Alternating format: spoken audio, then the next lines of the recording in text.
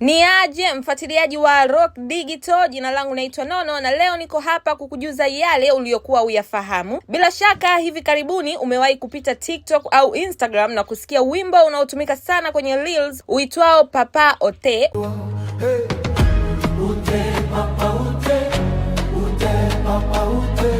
Wengi huzani ni wimbo mpya, lakini ukweli ni kwamba ulitoka mwaka 2013 na uliimbwa na msanii maarufu kutoka Ubelgiji mwenye asili ya Rwanda, Stromae. Neno Papa Ote ni kifupi cha Kifaransa Papa Otes, likimaanisha baba uko wapi. Ni wimbo wenye hisia nzito unaoelezea maumivu ya Stromae baada ya kumpoteza baba yake mzazi Pierre Rutare aliyefariki wakati wa mauaji ya kimbari ya Rwanda mwaka 1994. Wakati huo Stromae alikuwa na umri wa miaka 11. Katika mauaji hayo ya kimbari kulikuwa na kampeni ya mauaji iliyoendeshwa na Wahutu dhidi ya Watusi, ambapo takriban watu 800,000 hadi 1,000,000 waliuawa ndani ya siku 100. Aidha, wanawake kati ya 250,000 hadi 500,000 walibakwa. Ingawa Watusi walikuwa waathirika wakuu, hata baadhi ya Wahutu waliokataa kushiriki mauaji hayo waliuawa na wenzao. Kutokana na maumivu ya kumpoteza baba yake na kukua bila uwepo wake, Stromae aliandika wimbo huo Papa Ote kuonyesha pengo la kihisia na maswali yasiyo na majibu aliyokuwa nayo kuhusu baba yake. Wimbo huu umeendelea kuvuma kwa miaka mingi na hadi sasa una zaidi ya bilioni 1 ya watazamaji kwenye mtandao wa YouTube. Mwishoni mwa mwaka 2025, kampuni ya teknolojia ya AI iitwayo Fake Colors ilitengeneza AI cover ya wimbo huu ikiupa ladha ya Afro Soul yenye vionjo vya muziki wa Kiafrika. Toleo hilo liligusa hisia za wengi na kufanya watu wengi kudhani ni wimbo mpya, ilhali ni wimbo wa zamani wenye historia nzito na ujumbe mzito wa kihisia nyuma yake. Na hiyo ndiyo historia fupi ya wimbo wa Stromae unaojulikana kama Papa Ote. Hii ni Rock Digital. Kwa mengine mengi usisahau kufollow